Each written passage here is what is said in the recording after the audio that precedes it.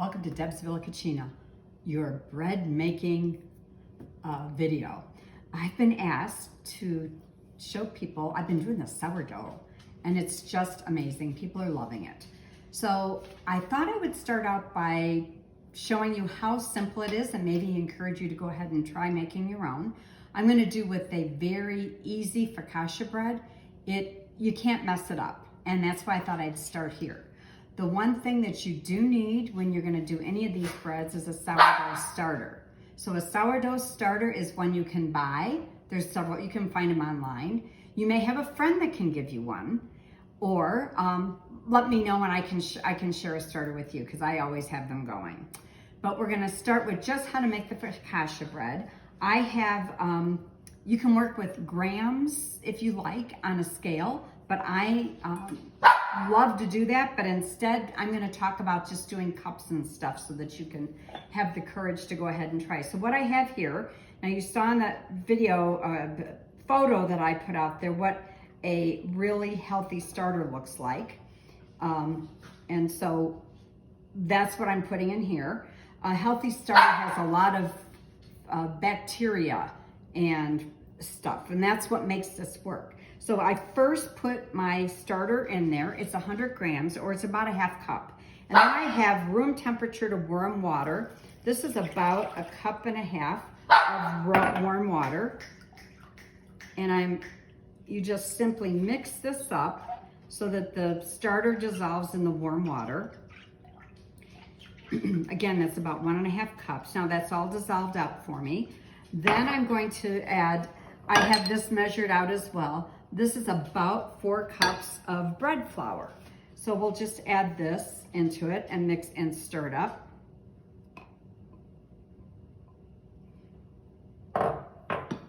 And about 2 teaspoons of salt. And I do like to use the kosher salt. So I'm simply mixing this all up, and we're gonna get to the point where we have a real nice sticky bread, and we will set it aside and we'll come back in a little bit, but let me go ahead and mix this up so you can see what it looks like. The bread's nice and sticky now, and that's exactly how we want it.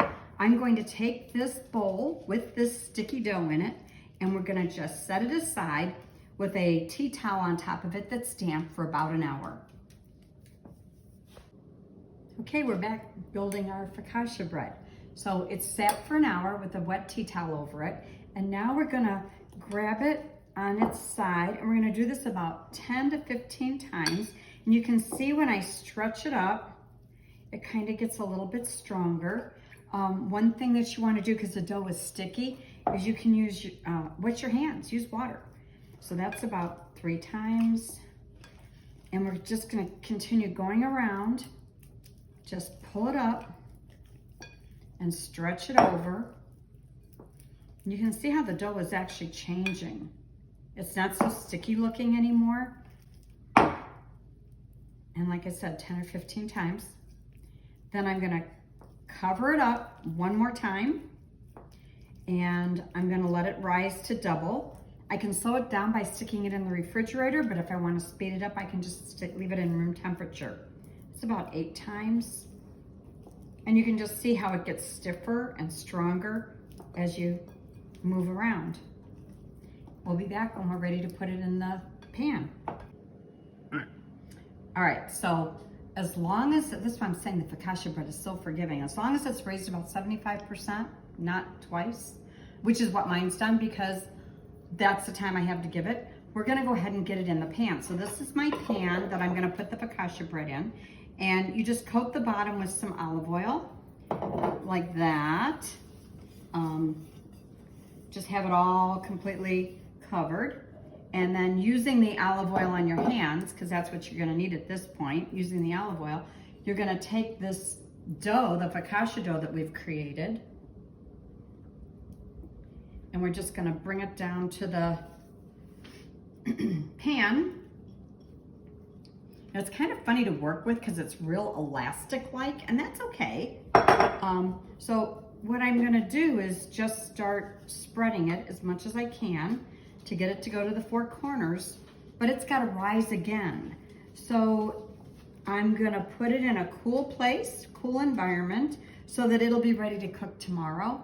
Anywhere from 12 to 24 hours. And so when I am able to start baking it tomorrow, I'll tell you the next thing we're gonna do. But right now, that's as far as I can get it to stretch out into the corners. And I'm gonna put a wet, damp cloth on it and put it in a cool place until tomorrow. Okay. Welcome back. It's the next day. This has been in the refrigerator, and remember it wasn't very full, and now it's completely filled the pan.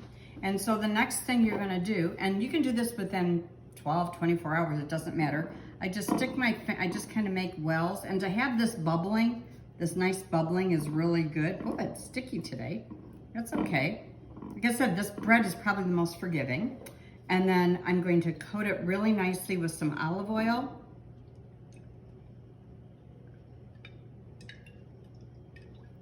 And probably the most important step is the thinly sliced garlic. This just makes it taste so extremely good.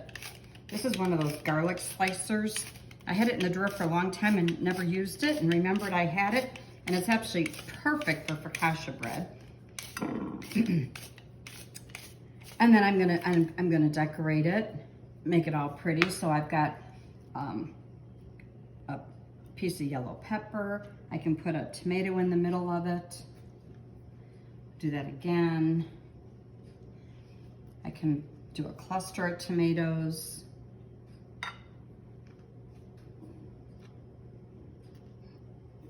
I'll do one more cluster. The tomatoes are really good when you eat it. Here's some rosemary that I'll just mildly sprinkle on here. Fresh rosemary. And I've cut up some green onion so we can make it look pretty and make it look like it's got a stem. Like I said, that's just green onion. And you can do whatever you want to make it look beautiful. And then one more step, you're gonna salt it, and it'll go in a 400-degree oven for 30 minutes. And when I take it out, I'll let you see what it looks like.